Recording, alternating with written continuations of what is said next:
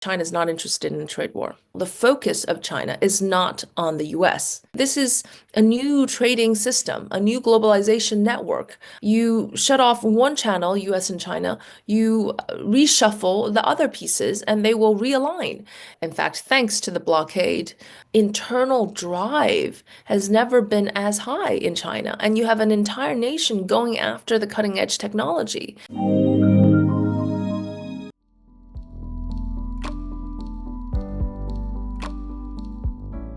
I think that the objectives of the US trade war, whether it was to reduce Chinese exports to the US and thereby reduce the bilateral deficit, or to mitigate China's global position in manufacturing, in that sense, that has totally failed. And I think most economists would agree that trade wars really accomplish very little except to hurt the countries involved. But I think going beyond that, there are also unexpected consequences, which is that it's really been a long march since the first trade war, where Chinese companies have already been braced for this new uncertainty. And it has set off a globalization frenzy among Chinese companies. If you look at the data, in many, many major sectors, the majority of these Chinese companies have either already considered or already implementing going global plans. And that would not have taken place as rapidly had there not been the first time trade or tariff war. Moreover, if you look at the data, Chinese exports really seamlessly flowed away from the US to other countries. And that is why currently Chinese exports are back at pre-tariff war levels, Chinese exports as a share of global exports, and have actually even climbed up. Meanwhile, the US share is declining, which means that China is even more integrated in the global economy than in the past. It's not just the US that is the only country with which it can work. It has a huge market in the developing countries. It is selling to Europe, and especially with Trump's incoming presidency, the potential to weaken the ties with the US allies in Europe means that there's an opportunity. There's an opportunity for China to embrace, to strengthen, and to reinforce these relationships and create new ones. That's what the U.S. China trade war has accomplished. You see, this is a new trading system, a new globalization network. The network is not static, it's dynamic. You shut off one channel, US and China, you reshuffle the other pieces, and they will realign.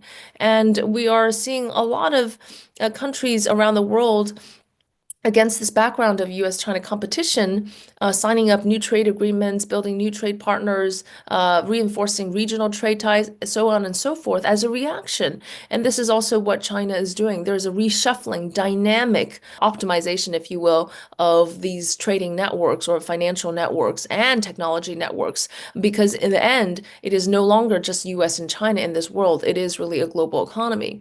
I think that for all of these tactics or strategies or restrictions, there are always unintended consequences to consider.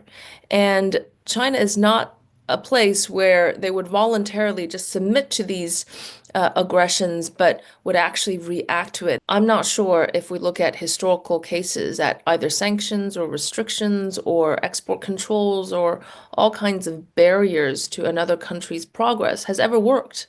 In fact, most of times they have backfired. Look at the Spanish blockade of Portugal. Portugal kind of built an entire navy force, in fact, thanks to the blockade, and so many other historical episodes where you cut off something and that a goal becomes of a whole of a nation program and they tend to accelerate. We're seeing some of that in China. I mean, for sure, there is a massive reaction to the technological restrictions. If you take semiconductors, China used to comfortably import them as much as they did oil in terms of value.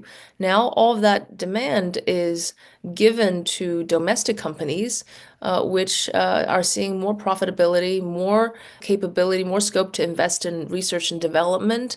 And it's really just pushing them or forcing them to accomplish something that they didn't need to achieve before.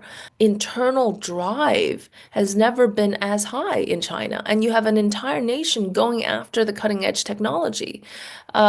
This is coming from central to bottom, but also bottom up, where the local governments work with private sectors and entrepreneurs. And you're also forcing the private entrepreneurs, which are actually the driving force of innovation, to do more and give them more opportunities. Unlike trade and investment, where there's a lot of scope for, let's say, back and forth, tit for tat negotiations and scope for normalization to a certain extent, it is true that technological developments are going in parallel ways.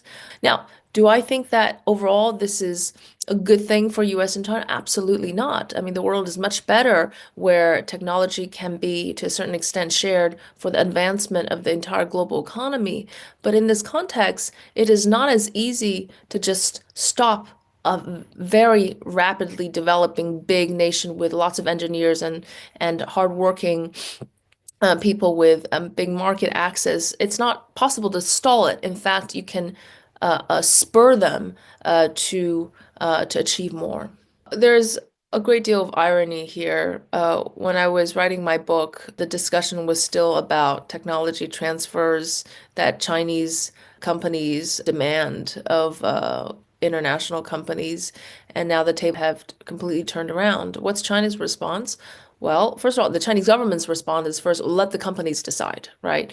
If it's a mutual beneficial thing, they will go ahead with it. That's up to them. Shouldn't be imposed from the government top down.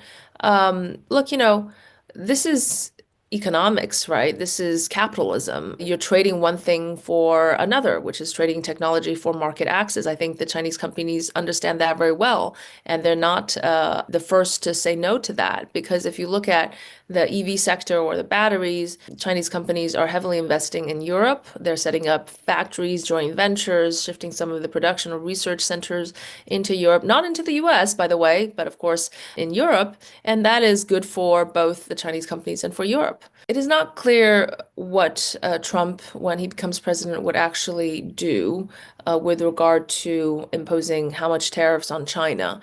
I think all of that is still very much in the flux. But what I'm certain of is that China is not interested in a trade war. China is not interested in engaging more economic, financial confrontations with the United States for one reason, which is it's not going to be good for China. It's not going to be good for the US either. The majority of China's economic challenges remains within the country. It's internal, it's not external. The focus of China is not on the US. Contrary to the other way around, there's no dangerous obsession with the United States and China, unlike the dangerous obsession with China in Washington, D.C. But moreover, we've heard multiple times in the last couple of months the premier saying emphatically that China is going to be the world's opportunity, meaning China is going to open up widely, deeply, broadly, and even unilaterally if needed. China is going to impose zero tariffs on the least developing countries. That is a symbolic gesture of a big country trying to be part of a global story, trying to really kind of lift up the other countries in the network as well. Now, some people think it's a bipolar world where US and China dominate, and some other people think it's more multipolar where India plays an important role, of course, Russia, Europe, and the rising emerging markets. Whatever that is, and maybe it is not black and white, for sure, this is a shifting paradigm, both geopolitically, geoeconomically, and economically speaking. China's approach, make as many friends as possible, given the circumstances. And the competition with the US has completely strengthened that desire. And it is interesting how it's taking a very different approach from the US, with President Trump pursuing a more anti-globalist, anti-multilateralist, de-Sinicization global strategy. China is about embracing these opportunities to create more alliances and forge more partners and new trading partners and new economic collaborative possibilities around the world. And it's trying to come up with new paradigms. I do think that there is scope to create this new paradigm among developing countries because the advanced economies so far and removed from the situation developing countries have not completely served the needs of the developing countries, whether it's the IMF or the World Bank, multilateral institutions, but also these international organizations. This global rules is written by a handful of rich countries. But the global population, global GDP, and where all the growth is coming from is no longer the center, but in the periphery, if you will. That periphery is no longer really the periphery. And so I think China being more sensitive to the needs of developing countries and some of the injustices in the international systems, not having enough voice given to developing countries can play a much more relevant role in that developing sphere. Now, does it do it perfectly? Sure, it wouldn't, it doesn't do it perfectly. It's again a learning curve of how to also pursue strategies that were really is a win-win situation for everyone. But I do believe that China is still very much embracing that win-win possibility rather than the zero-sum concept.